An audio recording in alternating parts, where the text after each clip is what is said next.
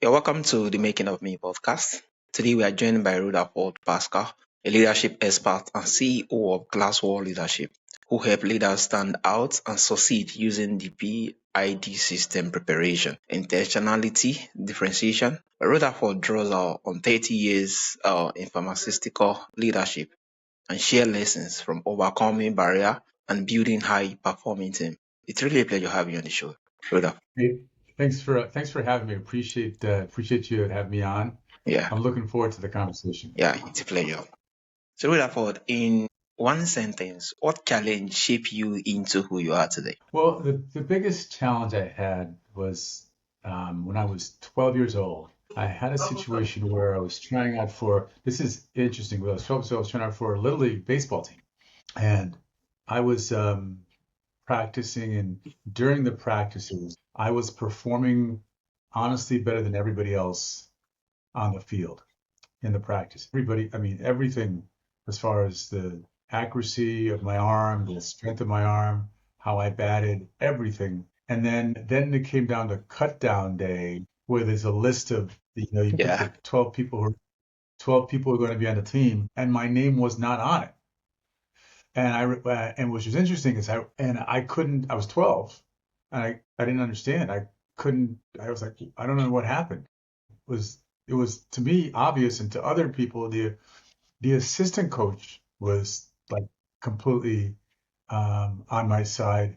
But I found out that the head coach um, had a little issue with the color of my skin and did not want me on the team. And he actually tried to, I realized it after, he tried to put me in a situation where I would fail. So he was trying to get me to throw my arm out, like an injury. So he had me, instead of throwing like 6 or 7 catches and throws from right field to third base, I did it about 30 times. No, I was seriously, and my arm still was good. Nothing happened. So he couldn't, but he did it anyway. So anyway, so that I never forgot that, because I told myself that that would never happen again. I would have to overperform to get what I want. And that singular moment propelled me to think about some of the obstacles that I would face and how I would, you know, jump over those obstacles and be successful. Wow, that was really a whole lot, especially for a boy of 12 years old. Being able to kind of hear that, I could imagine how it would have been that particular period. A younger colleague who is not as good as you going for, yeah, the team and you not being represented. It's really crazy, but I'm glad it actually motivated you to do what you do today. So, what motivated you to pursue leadership roles in the pharmaceutical industry? So, so it's interesting. So when I was a first line leader, excuse me, when I was a individual contributor, people would talk to me about becoming a leader. So what you have to understand is everything I'm sorry. in the past, everything I've always done in the past has um, shown you that I was a leader. Like, so when I was in college, I was the one that, went out to get the houses to rent. I collected all the money from my roommates. So there was always that kind of leader in me, and just naturally some of the things that I did. But then when I went into the work world, and I did things and I shared things, I demonstrated doing things differently and doing things better, getting better results. And then that's recognized by people above. And then they ask you to, hey, we think you can do this. And then once I got in the role, it fit me very, very well. But what you had to do is continue to grow and continue to learn, because there's certain things that were innate to me about how to treat people well. Very, very important. But there's other things about how to handle situations, timing, when to use my voice, when to not use my voice, when to get other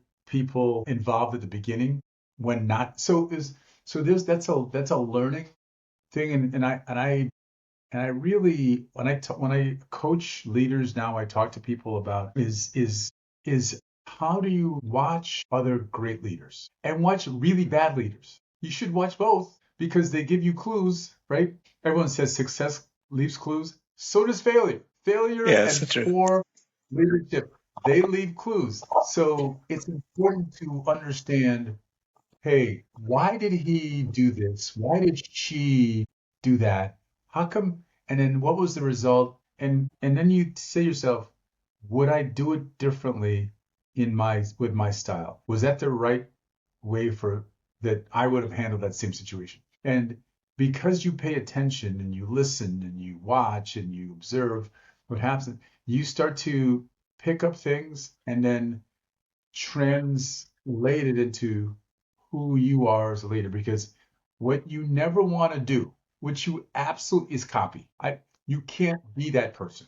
Listen, do not try to copy completely what this person says. People will copy. So some of the terminology you might be able to copy and use. That's fine. But you have to take what you see as great leadership and then transfer it into your language so it becomes yours, right? And that's the mistake that a lot of people make is they say, well, Bill did it this way.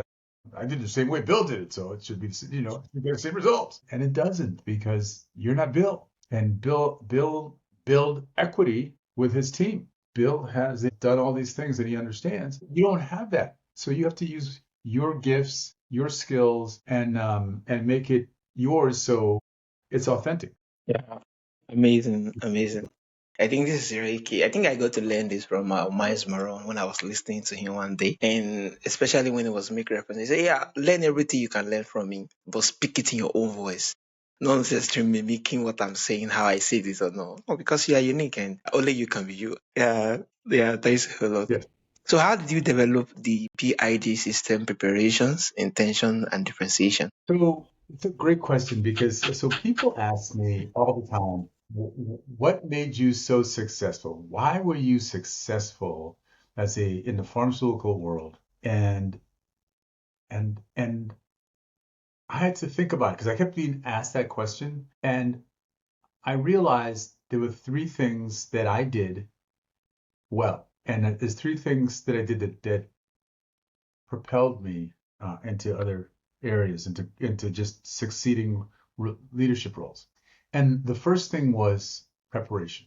And if you look at every part of my journey, there was this level of preparation that was the better than the rest. It's not competition. It's just better than everybody else, right? So that was when I thought about it, when I was a representative in the field, a solo contributor, I prepared better. Let me give you an example of how I prepared better than anybody else. By the way, this is not bragging, this is just truth. Okay. So everybody else would prepare for the, the week before, the quarter before, the quarter, the succeeding quarter. They might do one or two little things. They probably prepare for the week, maybe the next day. You know, about who I'm going to see, what I'm going to say.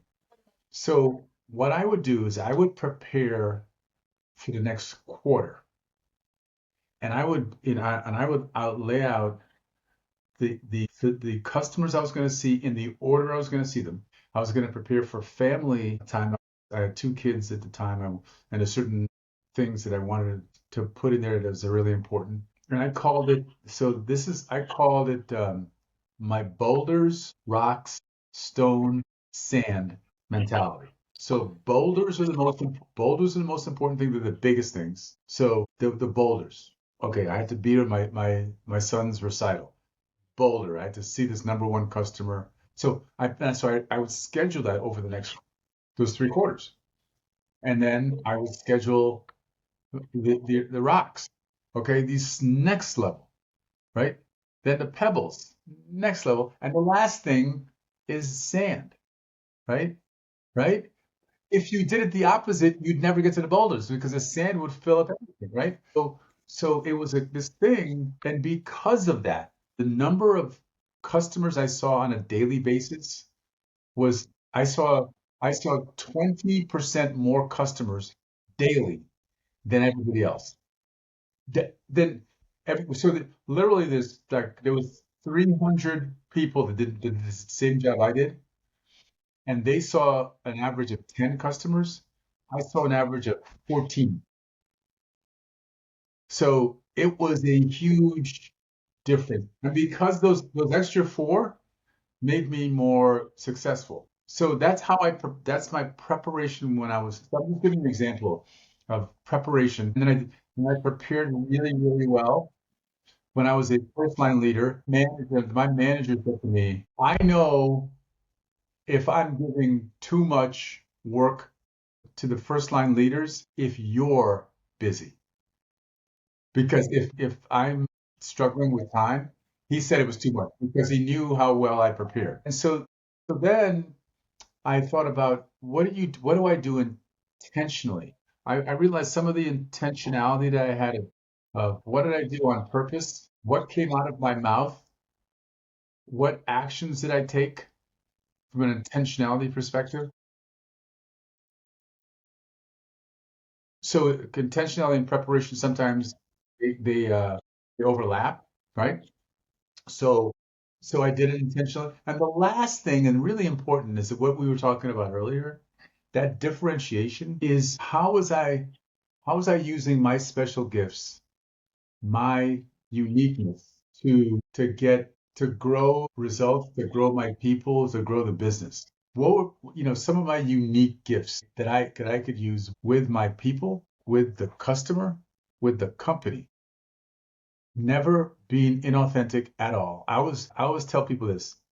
When you find out who you are, you should double down on who you are, right? When you find out your strengths, your gifts, the things that make you different, double down. It's your zone of genius. Every single person has genius within them. Every Yeah. single person has the level of genius within them. And once you realize what that genius is, right? And by the way, sometimes it's the genius of organization. You organize better than everybody else, right? Sometimes it's the gift of communication. Sometimes it's a gift of connecting people. There's a myriad of gifts. But once you find out your gift and you realize I have so much joy when I use that gift, when I benefit others using that gift, it comes back. So I came up with PID because people kept asking me how I was successful. And then, what's really interesting, then I said to myself, is this just me or is this everybody?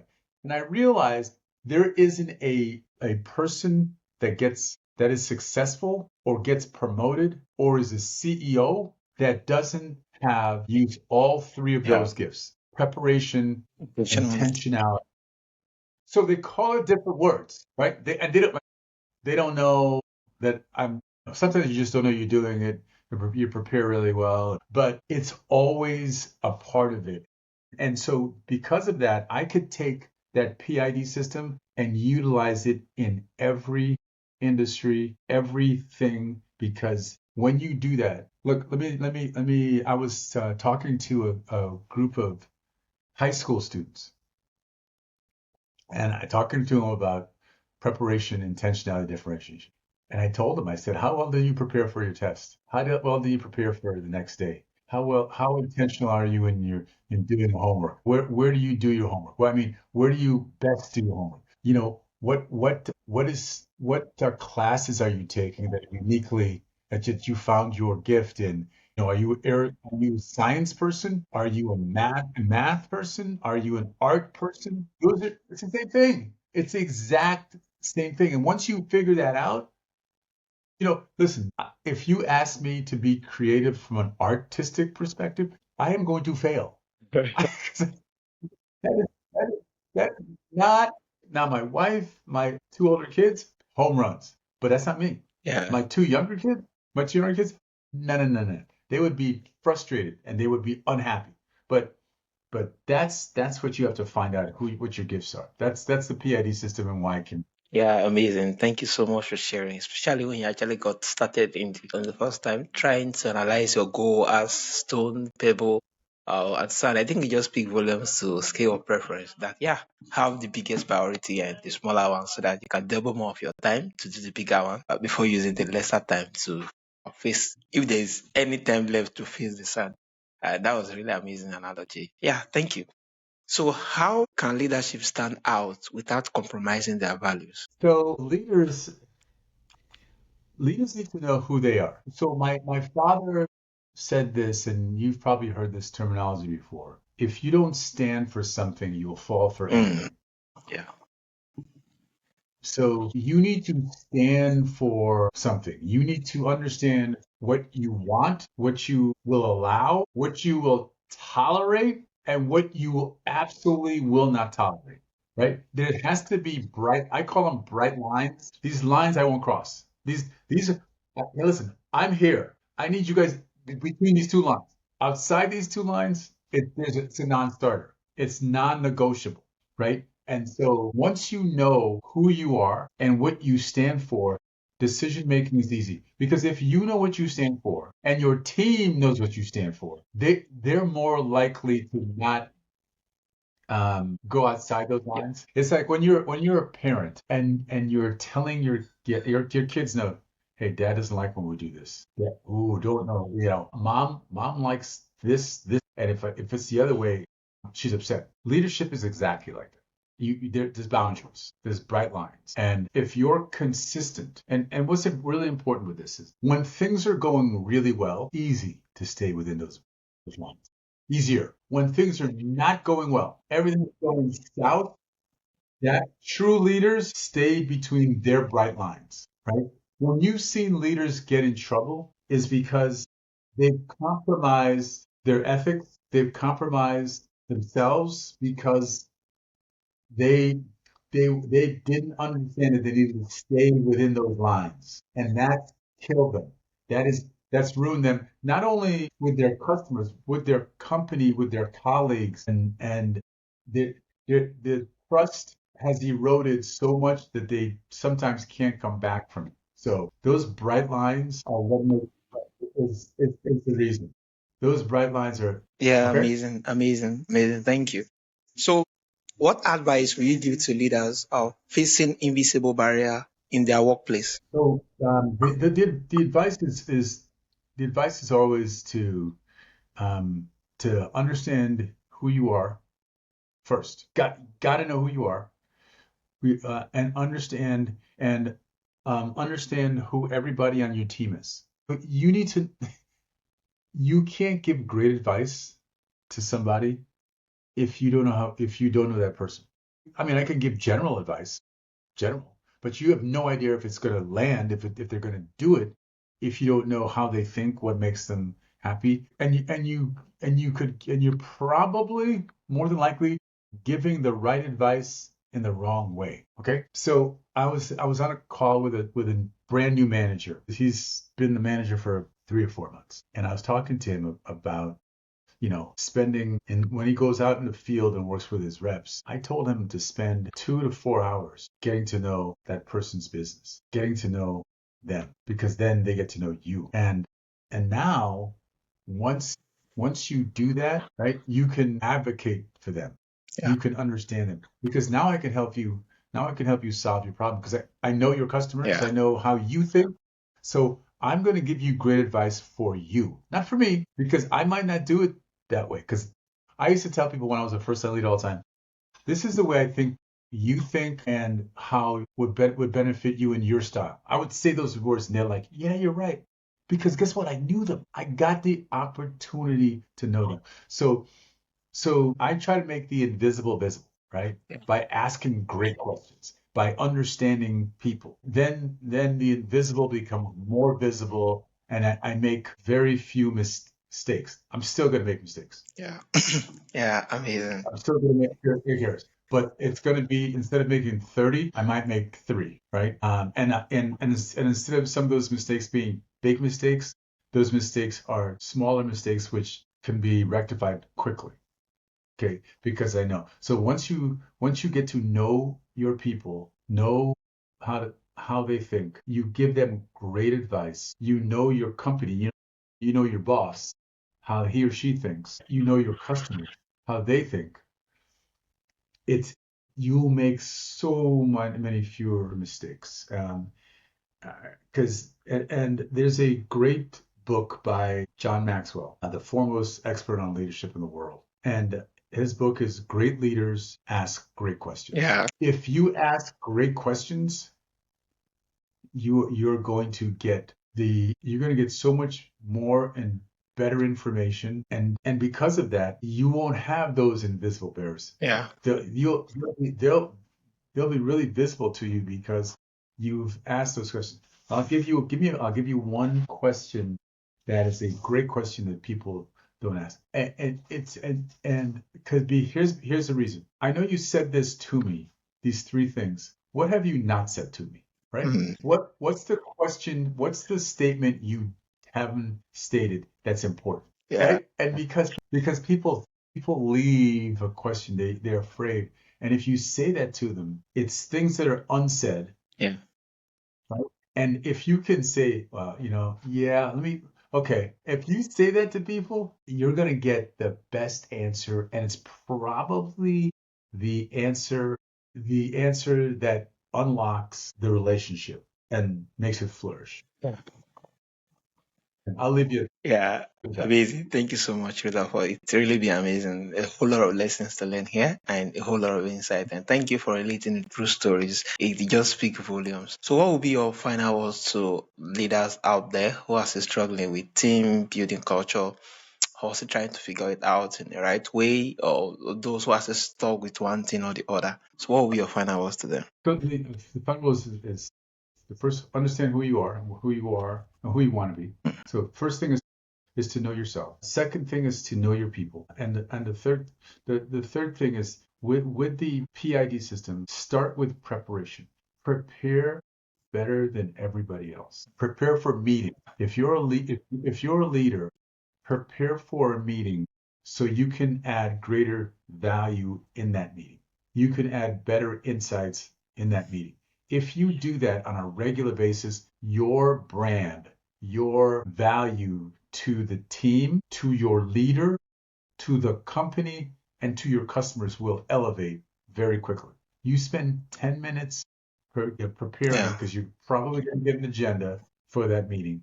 Just spend 10 minutes preparing, thinking about it. What one topic in this meeting can make me, do I know, or can I add more than my leader knows or than other people know? And just that one little thing will make a difference. Yeah. Thank you so much for the PID again, our preparation, our intentionality, and differentiation. Yeah, it's really a whole lot. And the fact that your final word is, know yourself, know who you want to be, and yeah, prepared after knowing who you want to be. Prepared, prepared, and prepared. Yeah, amazing. It's Yep. really a pleasure having you on the show. So, Thank you. for my audience who want to connect with you, who want to learn more from you, and where can they reach out to you, and where is the best platform to do this? So the best platform, so you can, my website is glassworldleadership.com. My LinkedIn is I'm the only Rutherford Pascal Yeah, in LinkedIn. Yeah. So that's easy, right? yeah, So if you that would be the easiest place to connect with me on LinkedIn, and we will set up a meeting yeah, if you amazing. want. Amazing. So Yeah. definitely the website is going to be on the show notes for my audience so I can easily reach out to you. Yeah. Thank you so much, Rita, for that. Thank you for sharing your leadership journey. Your story shows that obstacle can fuel excellence and that preparation, intentionality, and differentiation truly set leaders apart. Yeah, listeners can actually more like check. You can check our Rutherford's work at GlassWorld Leadership to elevate your own leadership. Once again, it's really, really a pleasure having you on the show. Thank you. Have a great weekend, guys. Yeah.